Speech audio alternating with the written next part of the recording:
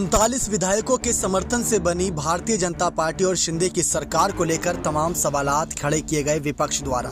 इन सब में कई ऐसे नाम थे बागी विधायकों के कि कोई ना कोई शिंदे का साथ जरूर छोड़ेगा और उनको बड़ा झटका देगा। लेकिन 2-3 नामों पर ऐसी चर्चाएं हुई थी बीच में जब कैबिनेट विस्तार होता नजर आया था। 39 विधायकों के समर्थन से बनी भारतीय जनता पार्टी और शिंदे सरकार को 40 दिन लगे अपना पहला कैबिनेट विस्तार करने में, जिसमें कई मंत्रियों की नाराजगी खबरें भी सामने आ गई जब पहला कैबिनेट विस्तार हुआ, जिसमें संजय सिरसाट संग बच्चू कडू जैसे कई बड़े नेताओं के नाम इसमें शामिल थे। वो अपनी नाराजगी जता चुके थे क्योंकि उनको कोई पद नहीं मिला था। अब लौट चले का सुर है या अगले मंत्रिमंडल विस्तार में उन्हें स्किप ना किया जाए, इसके लिए दबाव बनाने की कोशिश की जा रही है। ये सबसे बड़ा सवाल है क्योंकि संजय सिरसाट हो गए, पंकजा मुंडे हो गए, साथ ही साथ वहां पर बच्चू कडू जैसे कई नेता जो अपनी बारी का इंतजार कर रहे हैं कि उनको शिंदे और फडणवीस कैबिनेट में जगह मिले। आपको बता दें, इस मामले में शिंदे गुट के गुलाब राव पाटिल ने कहा था कि इतने दिनों तक का साथ यूं ही झटके में नहीं चला जाता। संजय सिरसाट का उद्धव ठाकरे के प्रति जो ट्वीट देखने को मिला था वो भाव छलक गया, इसमें कुछ गलत नहीं हुआ, लेकिन संजय सिरसाट शिंदे गुट में ही है। बता दें कि मंत्रिमंडल विस्तार में नाम ना पाए जाने के बाद संजय सिरसाट और बच्चू कडू ने तुरंत नाराजगी जाहिर कर दी थी क्योंकि दोनों ही नेता अपनी एक अलग जिम्मेदारी समझते हैं। बच्चू कडू और संजय सिरसाट इसके बाद सीएम शिंदे से भी मिले थे। सीएम शिंदे ने दोनों का आश्वासन देकर भाषण देने से फिलहाल चुप कराया हुआ है, लेकिन उद्धव गुट की शिवसेना ने इस पूरे मामले में अपनी प्रतिक्रिया देते हुए यही कहा कि शिंदे गुट में कई सुषुप्त ज्वालामुखी है जो कभी भी फट सकते हैं, यानी कभी भी पार्टी छोड़ सकते हैं। आपको बता दें किस तरीके से आदित्य ठाकरे कह रहे कि ललो चप्पो की कहीं ना कहीं सुशांत सिंह राजपूत दिशा केस में जिस तरीके से फंसे थे उसमें बहुत तरीके से घसीटे गए थे, उनका जो नाम सामने आया था। लेकिन नाराजगी के सुर सिर्फ शिंदे गुट में ही नहीं बल्कि बीजेपी में आलापे जा रहे हैं।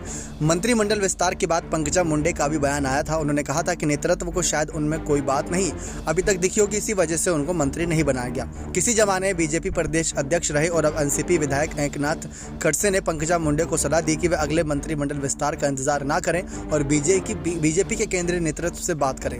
बीजेपी में फडणवीस के खास गिरीश महाजन ने कहा था कि पार्टी शायद पंकजा मुंडे के लिए कुछ बड़ा सोच रही है, लेकिन आखिर क्या, क्योंकि जो मलाईदार कैबिनेट पद थे वो तो फडणवीस और शिंदे गुट में आपस में बांट लिए गए। 9 मंत्री दोनों के सामने आए थे और टोटल 20 मंत्रियों ने शपथ ली जिसमें शिंदे और फडणवीस भी शामिल थे।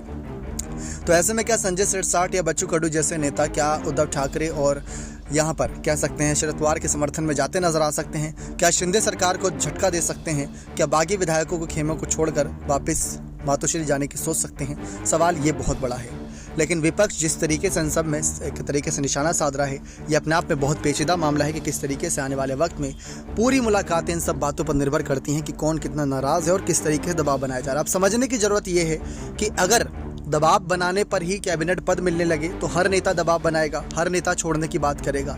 लेकिन शिंदे गुट ने यह बात कही है कि हम पद के लालच में नहीं, हम जनता की सेवा के लिए काम करेंगे। लेकिन आप खुद सोचिए कि अगर एक आम नागरिक सड़क पर खड़ा होकर किसी को आदेश दे तो क्या उसकी कोई बात मानेगा?